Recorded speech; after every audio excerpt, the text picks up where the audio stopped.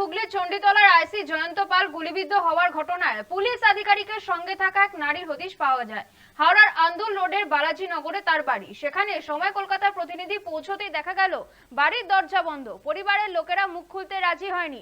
অবশেষে বাড়ির ছাদ থেকে মহিলার মা জানান, মেয়ের বদনাম হয়েছে হোক, কাউকে চিকিৎসা দিতে গিয়ে যদি বদনাম হয় তাহলে কিছু করার নেই। কিন্তু সেদিন রাতের বেলায় চালকের সিটের পাশে বসে মহিলা কি করছিলেন তা স্পষ্ট করেননি তিনি। স্থানীয় বাসিন্দারা জানান, মহিলার বাবা পেশায় বাস চালক ছিলেন, 2 বোন এবং 1 ভাই। মহিলার বিয়ে দিলেও দীর্ঘ সময় তিনি বাবার বাড়িতেই ছিলেন।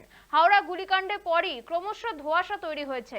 মহিলার মা জানান, তার মেয়ে ওখানে খুন করতে যায়নি, গাড়িতে 4 জন ছিল। ওই পুলিশ নিজেই নিজের পায়ে গুলি করেন। এদিকে ওই রহস্যময়ী নারীর সঙ্গে জয়ন্ত পাল কি করছিলেন, তার সঙ্গে ওই রহস্যময় নারীর ঠিক কি সম্পর্ক, সেই প্রশ্ন কিন্তু এখনো রয়েই গেছে। যদিও গোটা ঘটনাটি তদন্ত করছে পুলিশ।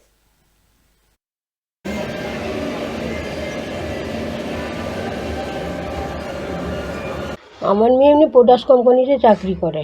তা উনি বেরিয়েছে, তা বেড়াতে উনি গাড়ি নিয়ে আসছিল, 4 জনে মিলে ওরা ছিল, আমি নাম জানি না।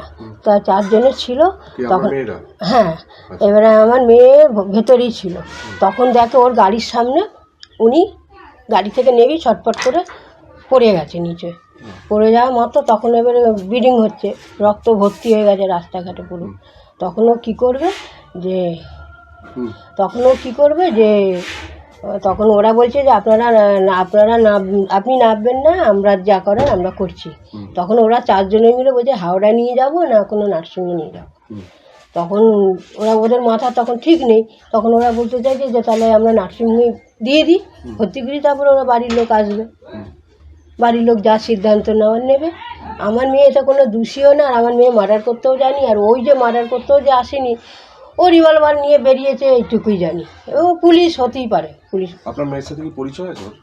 পরিচয় আছে, আমি সত্যি কথা স্যার আমি জানি না।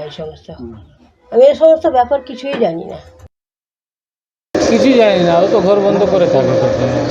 বাড়ি তো করেছে অনেক দিন হয়েছে, 2-3 বছর তো হয়েছে। বাড়িতে আছে, মা আছে, বাবা আছে, বোন আছে, 2টো বোন আছে, একটা ছেলেও আছে।